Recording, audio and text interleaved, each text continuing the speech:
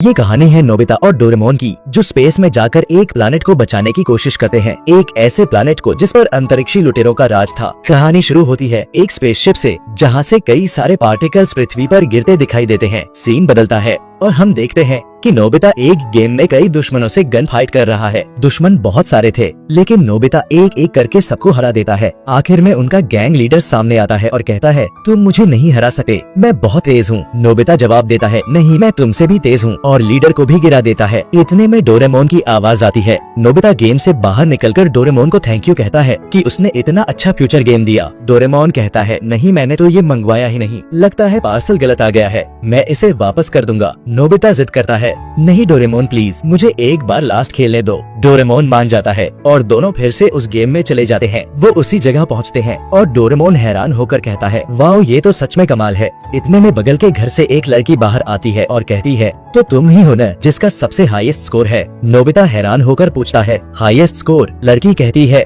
हाँ, मेरा नाम आइडिया है, मैंने ही अपने स्पेसशिप से ये गेम पृथ्वी पर भेजा था ताकि अच्छे खिलाड़ी मिल सके, और उनमें तुम्हारा स्कोर सबसे हाईएस्ट निकला। ये सुनकर नोबिता बहुत खुश हो जाता है। आइडिया उन्हें बताती है कि उसके प्लैनेट पर स्पेस पायरेट्स का राज है और उसे उनसे छुटकारा पाने के लिए नोबिता की मदद चाहिए। डोरेमोन उसे रोकने की कोशिश करता है, लेकिन नोबिता कहता है, जब मैं सबसे अच्छा प्लेयर हूँ तो मैं ये लेवल आसानी से क्लियर कर लूंगा। आखिरकार दोनों मान जाते हैं। तभी एक स्पेस पैकर गेम बॉक्स को उठा ले जाता है और नोबिता व डोरेमोन सीधे आइडिया के स्पेसशिप में पहुँच जाते हैं। वहाँ आइडिया बताती है कि उनके पूर्वज इस प्लैनेट पर आए थे क्योंकि उनका पुराना प्लैनेट खत्म हो गया था, लेकिन अब ये प्लैनेट भी खतरे में है। नोबिता उसे भरोसा दिलाता है, टेंशन मत लो, मैं दुनिया का सबसे अच्छा खिलाड़ी हूँ, मैं तुम्हारी मदद जरूर करूँगा। इसके बाद वो लोग पहुँचते हैं एक बड़े स्पेस कोलोसियम में, जहाँ दुनिया का सबसे बड़ा फाइटिंग टूर्नामेंट चल रहा था। आइडिया को वहाँ से एक ताकतवर फाइटर चाहिए था। भीड़ में कुछ लोग एक फोटो देखकर कह रहे थे, हाँ यही है, लेकिन इसका चेहरा कोई नहीं देख पाएगा, हमें इसे पकड़कर स्पेस पुलिस को सौंपना होगा। तभी एक विशाल एलियन उस फोटो वाले इंसान पर हमला करता है, लेकिन वो इंसान अपनी ताकत से उसे हरा देता है। इसी दौरान स्पेस पुलिस भी आ जाती है और उसे पकड़ने की कोशिश करती है। तभी आइडिया उसकी मदद करती है और उसे लेकर भाग जाती है। वो पूछता है, तुमने मेरी मदद क्यों की?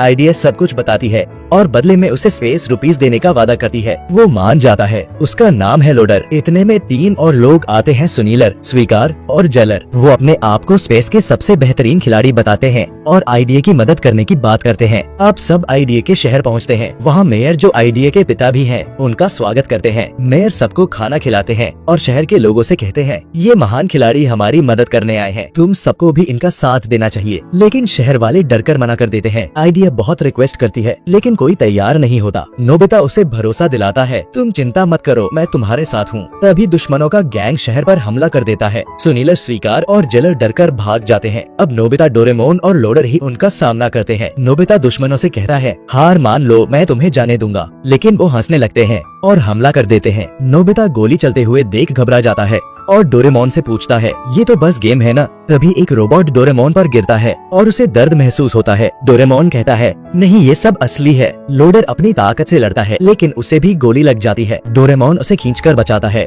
लेकिन लोडर बेहोश हो जाता है। दुश्मनों का गैंग कहता है, 3 दिन में शहर खाली कर दो, वरना अंजाम बुरा होगा। सब लोडर को उठाने की कोशिश कर रहे थे कि अचानक एक आदमी नोबिता पर गन तान देता है। यहाँ कहानी का पहला हिस्सा खत्म होता है।